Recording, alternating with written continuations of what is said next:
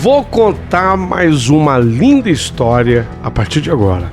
Só que eu quero fazer antes um pedido para você. Se inscreva no canal.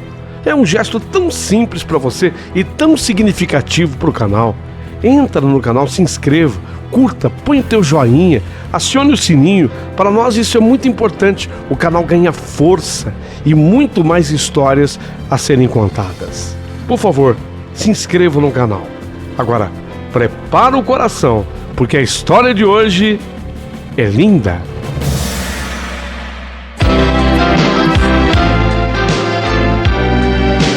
Rádio Emoção. Paulinho, boa pessoa. A verdade de cada um.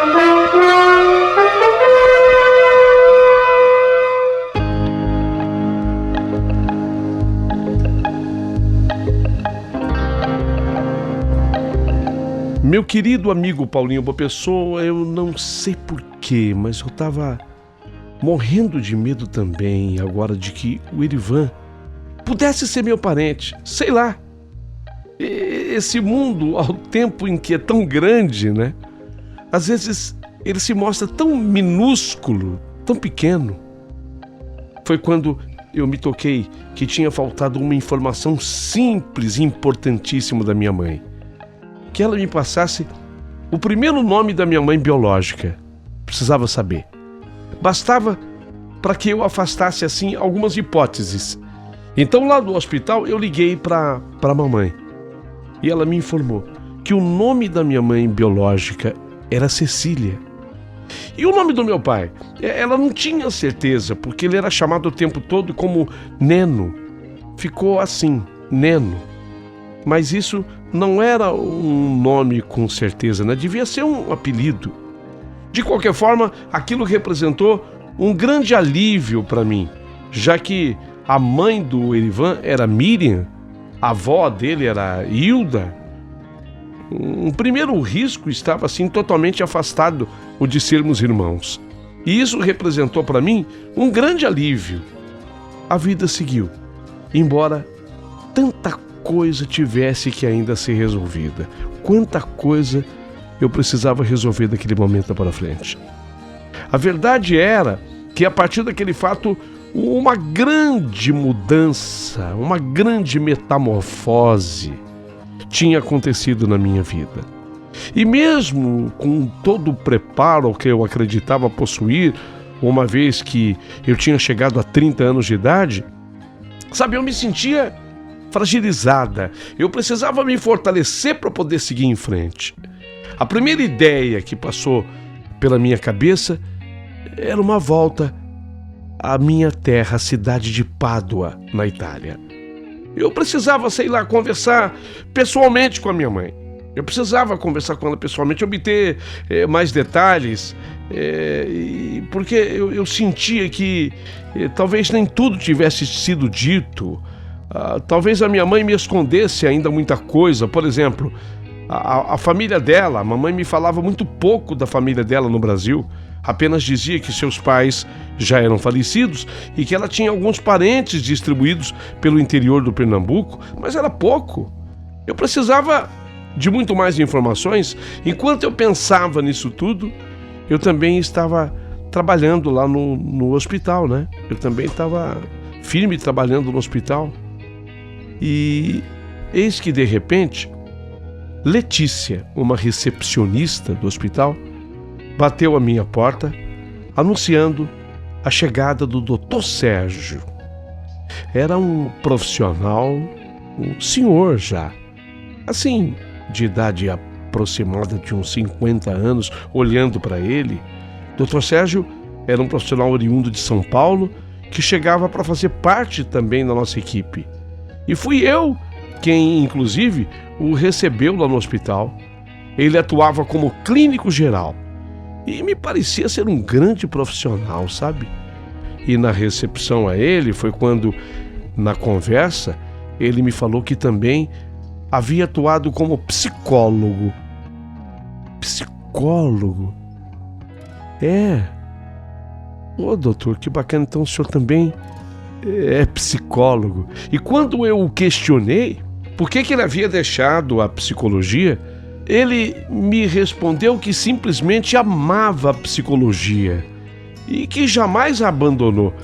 Em verdade, ele dizia-me que aplicava a psicologia em tudo com os seus pacientes, tudo, e que ele acreditava e creditava a ela, a psicologia, a solução de muitos dos seus casos. Então, de repente, eu também senti muita firmeza em tudo o que falava o Dr. Sérgio. Eu senti confiança nele e vi que talvez ele pudesse me ajudar em um momento tão delicado da minha vida. Tratei, a partir desse dia, de buscar uma proximidade maior com ele, pois eu tinha esse objetivo, o de ser ajudada por ele. A essas alturas, eu sentia a necessidade de me abrir com alguém. E eu senti no profissional Dr. Sérgio, a pessoa certa. Ele me passou, sabe, essa credibilidade no contato comigo. Ele me passou essa segurança. É tudo que a gente busca, né? Eu acho que qualquer paciente, quando procura um médico, é assim que eu sinto na minha profissão. A gente quer confiar, né? A gente busca essa relação de confiança. Foi exatamente isso. Eu senti confiança no Dr. Sérgio. Ele era então a pessoa certa. Com a sua experiência em psicologia, eu senti que ele podia, de fato, me ajudar. E foi por isso que naquele fim de tarde, ao sair do hospital, eu convidei o Dr. Sérgio para tomar um chopp, quebrar as regras por um dia, afinal, fazia tempo que eu não ficava assim de bobeira, para conversar com alguém. E ele, o Dr. Sérgio, gentilmente aceitou e nós começamos a conversar. Ô, Dr. Sérgio, eu estava lendo o seu currículo e prestando atenção, e é bastante robusto o seu currículo. O Dr. Sérgio tinha um bom nome, né? E respeito dos colegas em São Paulo. E de repente, a sua vinda para Recife. Por que, Dr. Sérgio, a vinda para Recife? Nossa, doutora Karina, a história é longa. Uma hora eu quero lhe contar uns detalhes. Mas digamos, doutora Karina, que eu fiz isso por amor. Eu sou casado com uma mulher espetacular, uma mulher maravilhosa. O nome dela é Mônica e nós nos conhecemos em Sampa. Foi até interessante a forma como eu a conheci, porque ela nada tem a ver com o meu ramo de atividade. Ela era chefe num restaurante em São Paulo. Mas ela é daqui, sabe? Ela é do Recife. E como ela tem um grande sonho, eu fiz questão de me mudar para cá exatamente pelo sonho dela. É um recomeçar profissional para mim, com certeza é, sabe, doutora Karina? Mas quando nós agimos por amor, né, sempre vale a pena. Puxa, verdade. Que lindo, doutor Sérgio, tem razão. Eu tenho comigo também essa fé de que quando a gente age por amor, realmente vale muito a pena. Sempre é isso, é muito verdadeiro. E tenho certeza de que breve você fará também aqui no Recife, na Grande Recife, né? Um belo nome por aqui também. Bons profissionais se adaptam e dão certo onde quer que eles estejam. Obrigado, Karina. É justamente o que eu espero. E a sua família, Karina? É daqui mesmo? Sim, quer dizer, não. Como assim? Não entendi. É uma longa história, doutor Sérgio, que eu gostaria muito de saber, mas se não puder falar agora por qualquer motivo, pode ter certeza absoluta que eu vou entender. Mas sabe, doutor Sérgio, eu preciso mesmo falar. Desculpa, mas foi por essa razão que eu marquei aqui para estar com você hoje. Sabe, me chamou demais a atenção a sua atuação como psicólogo. E é em busca dessa psicologia que eu estou aqui. Me perdoe, sei que talvez eu esteja até abusando, mas eu preciso botar para fora um pouco do muito que eu estou sentindo. Ora, Karina, se é assim, então vamos à primeira grande lição da psicologia. A partir de agora, serei seu ouvinte. Pode falar. Estou te escutando atentamente. Que bom, doutor Sérgio. Só de saber disso eu já me sinto melhor. Eu vou me abrir. Eu vou procurar me abrir. Doutor Sérgio, aqui no Recife, eu moro só. Embora eu esteja fazendo as minhas amizades, até conheci o Erivan, o fornecedor dos cilindros de oxigênio. A gente está começando uma relação. Nós estamos namorando, mas eu moro sozinha aqui. Eu fui criada por um casal de estrangeiros. Esse casal de estrangeiros mora em Pádua, na Itália. E eu estou aqui faz pouco tempo. E eu vim por uma proposta de emprego e estou até feliz aqui. Peraí, Karina, você falou que foi criada por um casal de estrangeiros. Então, eles não são os seus pais biológicos, é isso? E isso, doutor Sérgio, eles não são os meus pais biológicos. Olha, eu fui raptada por minha mãe de criação. Fui raptada numa maternidade aqui mesmo de Recife. Então, digamos, os meus pais biológicos seriam daqui. Nessa hora, observe você que está escutando. Nessa hora, o doutor Sérgio, ele se revela o grande profissional psicólogo que ele era. A notícia que eu dava para ele era bombástica. Eu falei em rapto, mas ele agiu com naturalidade. Ele não se admirou da palavra rapto. Grandes psicólogos agem assim, com total naturalidade, enquanto escutam relatos de seus pacientes. Às vezes, a informação é bombástica, mas o bom psicólogo, ele entende aquilo de uma maneira tranquila, paciente, natural. Tanto que eu esperei que ele me questionasse, que ele se assustasse quando eu falei em rapto, né? Eu esperei que a atitude dele fosse essa, como seria a de qualquer pessoa, mas não. Ele simplesmente falou: Karina, e você não conhece, nesse caso então, a sua família biológica? É isso, né? Sim, doutor Sérgio, não, eu não conheço.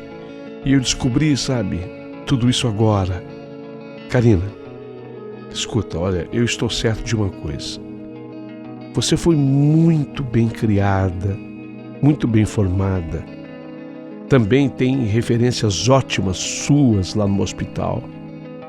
Sabe, você me passa a imagem de que foi ou é muito amada pelos seus pais. Isso é verdade? Sim, doutor Sérgio. É verdade, doutor Sérgio, mas o senhor entende? Eu fui raptada. Cuidado, doutora Karina, cuidado. Nada é o que parece ser. Tudo tem uma explicação, tudo tem um contexto. A palavra rapto isolada, ela pode parecer forte, mas dentro de uma história, nem sempre o é.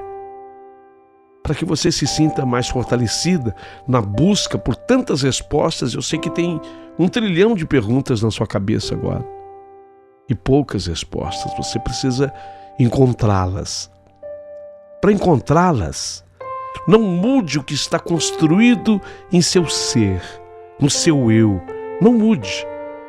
Não mude os seus sentimentos, por exemplo, em relação aos seus pais adotivos. Você os ama, é amada por eles, mas você os ama. Não interfira nesse sentimento. Não se sinta enganada por amá-los. Observa, uma coisa importante, Karina. Ninguém é enganada a ponto de amar alguém. Não. Amor se conquista.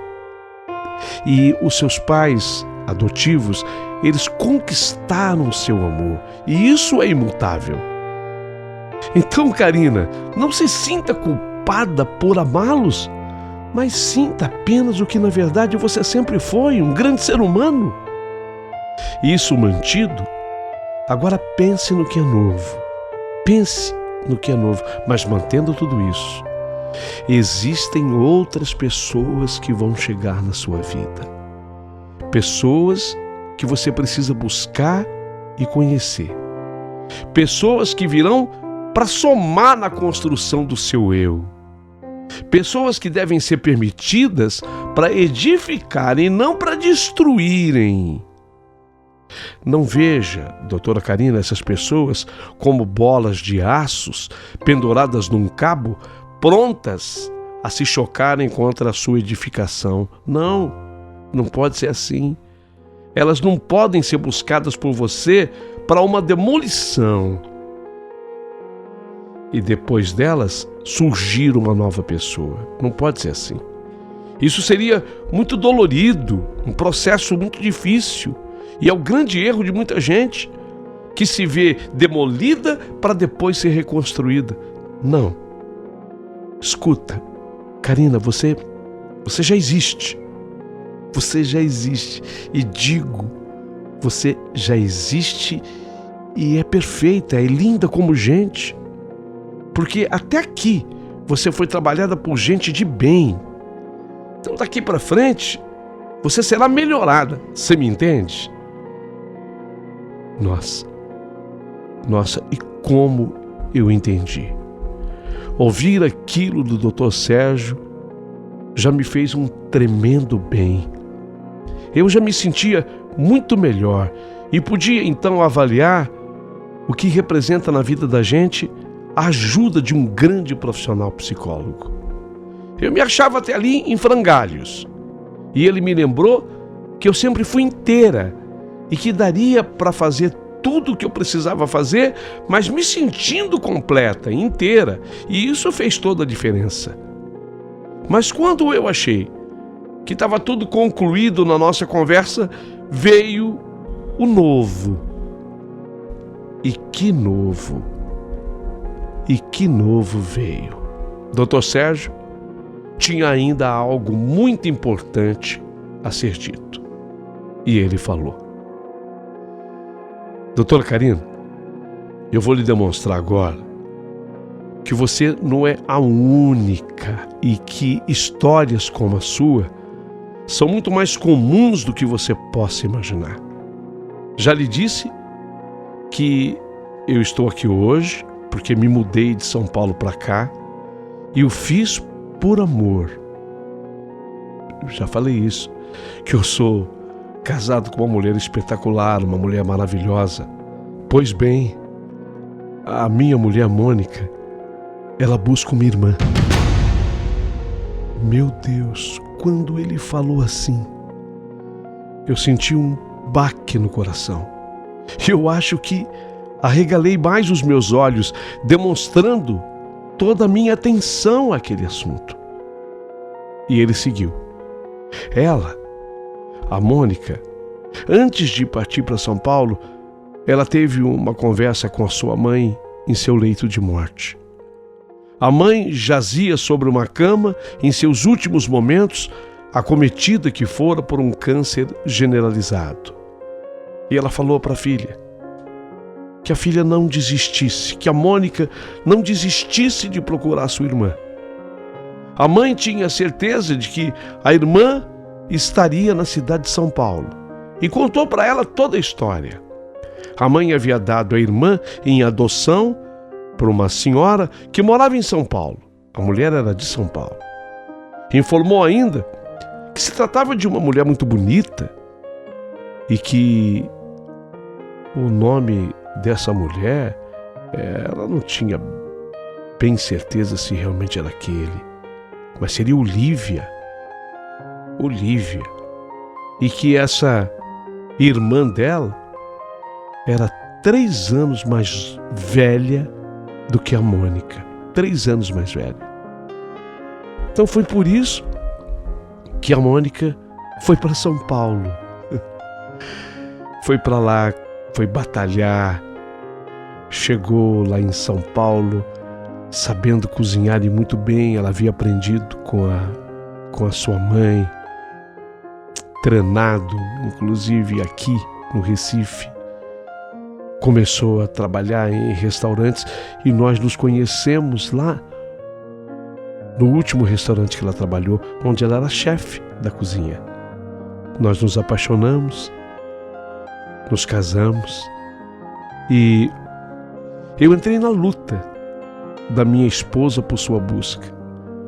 Mas diante das poucas informações que tínhamos, não tivemos sucesso nenhum em Sampa. Eu digo sucesso sobre a busca da irmã dela. Então ela me pediu para que nós nos mudássemos para cá, para Recife. Ela tem certeza de que essa irmã, que ela não encontrou lá em São Paulo, vive aqui em Recife. Nossa, doutor Sérgio, eu tô aqui pensando de como as coisas são. Eu achando que eu fosse a única. E você também vivendo algo tão parecido em família. Eu tô vendo que esse mundo que às vezes parece ser tão grande, noutras vezes se mostra mesmo tão diminuto, tão pequeno. Só me faltava eu ser a irmã que a sua esposa procura. Santo Deus, seria muito bom para ser verdade, Karina. Tem razão, doutor Sérgio. Mas, por desencargo de consciência, qual é a idade da Mônica, sua esposa? Você vai se assustar. Você vai até me chamar de Papa Anjo, porque eu tenho 45 anos e eu tenho praticamente o dobro da idade dela. A minha mulher tem apenas 27 anos. Quanto? 27. Eu senti outro baque no coração nessa hora, porque eu tinha 30. E ele já havia dito que a irmã desaparecida da Mônica era 3 anos mais velha que ela. Foi quando eu falei: doutor Sérgio, não me julgue louca, mas peraí, eu tenho 30 anos, portanto, eu sou 3 anos mais velho que a sua esposa. Repito, Karina, seria muito bom para ser verdade. Há uma diferença brutal na história de vocês duas. É que a mãe da Mônica, minha mulher, entregou a filha em adoção por uma senhora brasileira que vivia em São Paulo. E você me disse que seus pais adotivos são estrangeiros de Pádua, Itália, e que você foi raptada. Esqueça. A busca da minha mulher é uma e a sua será outra. Até porque coincidência tem limite, Karina. Tem razão, doutor Sérgio. Tem razão. Mas, de qualquer forma, eu gostaria muito de conhecer a Mônica, sua mulher. Eu acho que eu vou me sentir mais fortalecida estando próximo de uma pessoa com uma história parecida, né? Mas que, mal eu lhe pergunte, qual era o nome da mãe falecida da Mônica? Maria. Mais uma sofrida Maria. E assim terminava a nossa conversa. Assim terminava a conversa que eu tive com o Dr. Sérgio. Vida que se seguiu. Voltei a conversar com a minha mãe e ela cobrava muito a minha volta a Pádua. Eu dizia que ela ficasse tranquila, porque eu pretendia sim voltar. Tratei de tranquilizá-la quanto ao Erivan. Ele era meu namorado, mas não tinha nenhuma ligação consanguínea comigo. A mãe do Erivan era a Dona Miriam, sua avó Hilda, e logicamente ele já tinha conhecimento da minha história, mas não tinha nenhuma ligação com ela.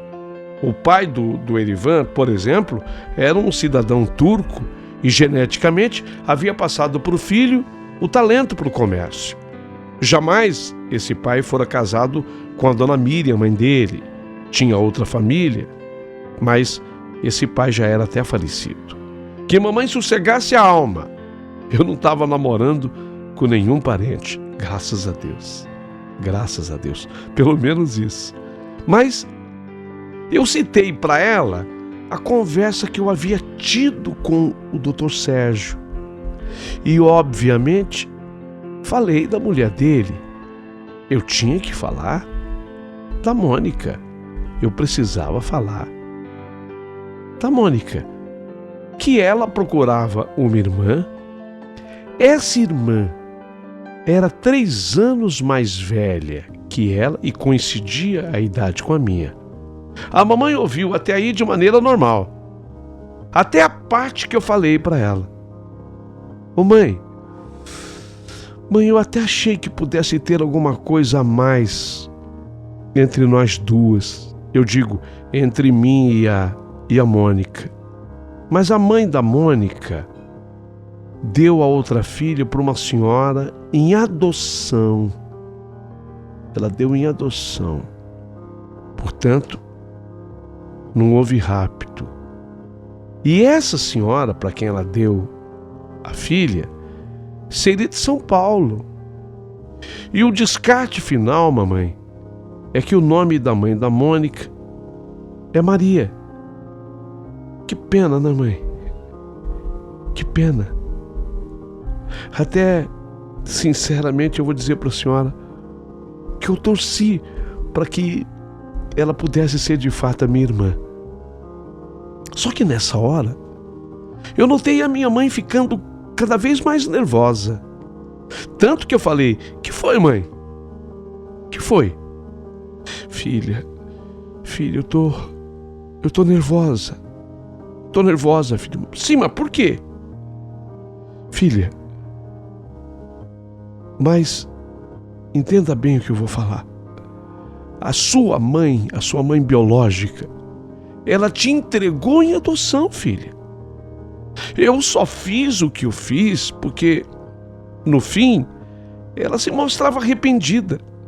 Mas isso do arrependimento dela aconteceu muito mais porque o seu pai, o tal de Neno, que chegou, dizia que iria te assumir. E ela, a sua mãe, se mostrava muito mais arrependida pela volta do Neno do que por qualquer outra coisa. Você me entende? Sim, mãe. Entendo. Mas a senhora era da Itália e ela entregou a menina em adoção para uma senhora de São Paulo. Aí é que tá, filha. Eu não falei a verdade para ela. Eu tinha medo de que ela se arrependesse, como se arrependeu, e que fosse atrás de você. Então eu dizia que eu morava em São Paulo. Eu não quis dizer para a Cecília que eu era de Pádua, Itália.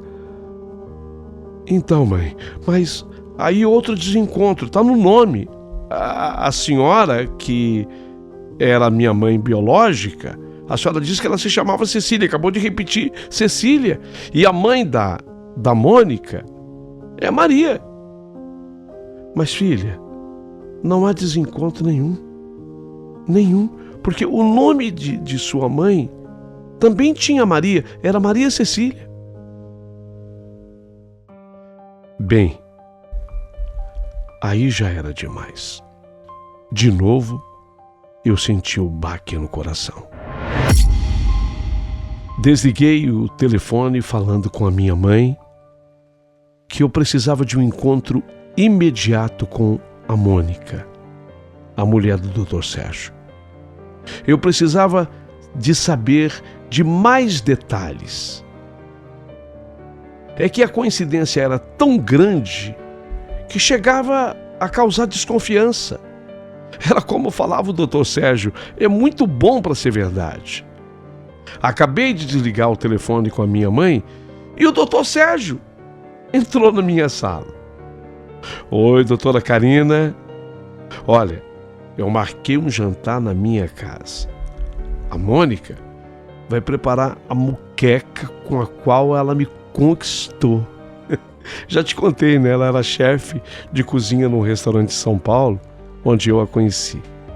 E o prato mais que ela faz é uma muqueca. E ela vai fazer amanhã, vai preparar especialmente para você. será amanhã na minha casa. Eu estou lhe convidando, não, estou te convocando, eu estou te intimando, especialmente para que esteja em minha residência. E, obviamente, que esse convite é extensivo ao Erivan. Puxa, que honra, doutor Sérgio, vou mesmo. Será para mim também um grande prazer. Lógico, meu amigo Paulinho Boa Pessoa, era tudo que eu queria, era tudo que eu precisava. Esse encontro com a Mônica para mim era fundamental. Então no dia seguinte, devidamente acompanhada pelo Erivan, meu namorado, eu estava lá, no bairro da Jaqueira, Recife, na portaria do prédio, no horário combinado, fazendo-me acompanhar pelo Erivan, e o primeiro grande indicativo do que iria acontecer naquela noite veio através do porteiro do edifício, que ao interfone comunicou quando eu disse que eu estava visitando a casa do Dr. Sérgio com a Mônica. O porteiro comunicou ao interfone e eu escutei: Dona Mônica, boa noite. Está aqui na portaria a doutora Karina, sua irmã. Pode subir? Eu vi que o porteiro, na sequência, ele deu uma risadinha sem graça e ele colocou o interfone no gancho. E aí falou se dirigindo a mim: Pode subir, senhora, pode subir. Eu agradeci, mas eu falei para o porteiro: O senhor falou que eu era irmã da Mônica, eu sou amiga. E o porteiro, ainda sem graça, se explicou.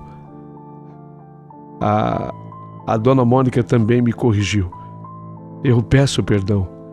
É que eu achei vocês duas tão parecidas. Vocês são muito parecidas. Por favor, queira me perdoar. Nossa. De novo eu senti o baque no coração. O porteiro dizia que nos achou tão parecidas. Foi por isso que ele falou, mesmo sem que eu dissesse, que a doutora Karina estava lá embaixo para subir, que era irmã da dona Mônica. Era um grande indicativo. E foi com esse espírito que eu apertei o 9º andar no elevador. E a porta já me esperavam Dr. Sérgio e a esposa Mônica. E eu e o Erivan saímos do elevador. A Mônica ficou me olhando e eu olhando para ela, admiradas que estávamos com a nossa aparência física. Gozado, o Dr. Sérgio, ele não havia comentado nada sobre essa semelhança, sobre o quanto nós éramos parecidas. Depois eu explico que ele o fez de propósito. Foi de propósito, foi para não induzir, como psicólogo que era, para não induzir nenhum tipo de pensamento, nenhum tipo de ideia. Mas eu e ela, nós éramos muito parecidas. E ela me recebeu muito bem, a mim, o Erivan. O jantar estava maravilhoso. O cheiro recendia daquela moqueca espetacular, que ela nos serviu com toda alegria, mas durante todo o tempo, eu e a Mônica, nós ficávamos nos olhando sem acreditar no quanto que a gente se parecia. Às vezes, eu tinha a impressão que eu estava olhando até no espelho. Até que, depois do jantar,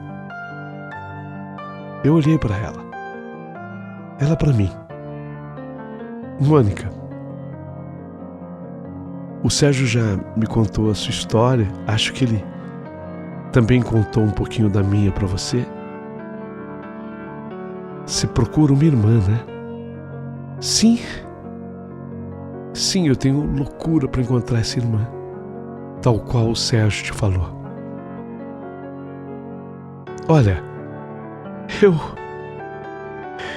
eu procuro, ao invés de uma irmã, eu procuro, na verdade, a minha mãe biológica. Eu tenho uma história que também já adiantei para o Sérgio. Na verdade, na minha adoção houve um rapto. Depois eu te conto nos detalhes. Ela ouviu o que eu tinha para dizer e ela disse: desculpa, você está falando, mas eu tô aqui pensando uma coisa que eu tô com vontade de falar para você desde o momento que você chegou. O quê? Que eu acho... Fala! Que eu acho que você é minha irmã.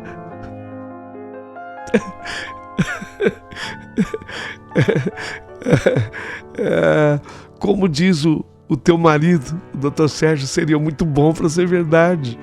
Por quê? Por quê? Desculpa, nós somos muito parecidas. Você tem razão. Somos muito parecidas. Como se chamava sua mãe? Maria. Maria? Maria Cecília. Repete. Maria Cecília.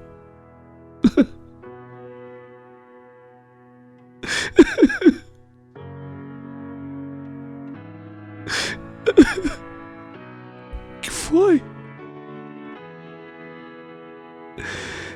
Você tá chorando, Karina? Tô. Por quê? Por quê? Porque eu tô diante da minha irmã. Você é minha irmã. Você é minha irmã.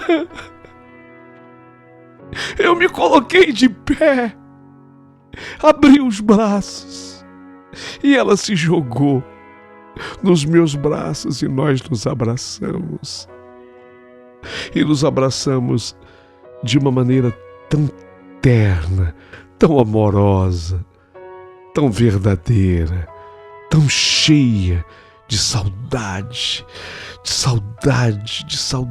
sendo que sequer nos conhecíamos, mas sentíamos saudade uma da outra. É uma coisa impressionante. A coisa do consanguíneo, a coisa do sangue, a ligação do sangue é um negócio impressionante. Nós nos abraçamos. Nossos cônjuges, no caso, o meu namorado Erivan, o marido dela, o Dr. Sérgio, choravam ao nosso lado. Depois, toda a história se confirmou. Toda a história. Nós éramos irmãs por parte de mãe e de pai. Vocês acreditam? Não era que a gente era apenas irmã por causa da mãe. Não. Nós éramos irmãs por parte de mãe e de pai. O Neno também era o mesmo pai dela. Na verdade, a história do nosso pai era Damasceno, o nome dele, apelidado Neno. Damasceno, chamado Neno. Nunca fora um homem responsável, mas por quem a nossa mãe biológica sempre foi apaixonada. Tudo se confirma. Na cabeça da minha mãe biológica, não houve rapto com relação à minha pessoa. Jamais isso foi dito, porque ela realmente admitia para todo mundo que ela havia doado, conforme a minha mãe havia me contado, a minha mãe adotiva. Então, para ela, para minha mãe, a Maria Cecília, jamais houve roubo ou rapto daquela menina. Ela havia doado e havia se arrependido. Só que depois aconteceu da minha mãe me levar conforme aconteceu. aí se caracterizando o rapto, mas que jamais a própria Maria Cecília jamais admitiu que isso fosse um rapto. Para ela sempre foi uma doação e ela acreditava que eu vivesse em São Paulo. Na verdade, eu não tive mais esse privilégio de ter conhecido a minha mãe biológica.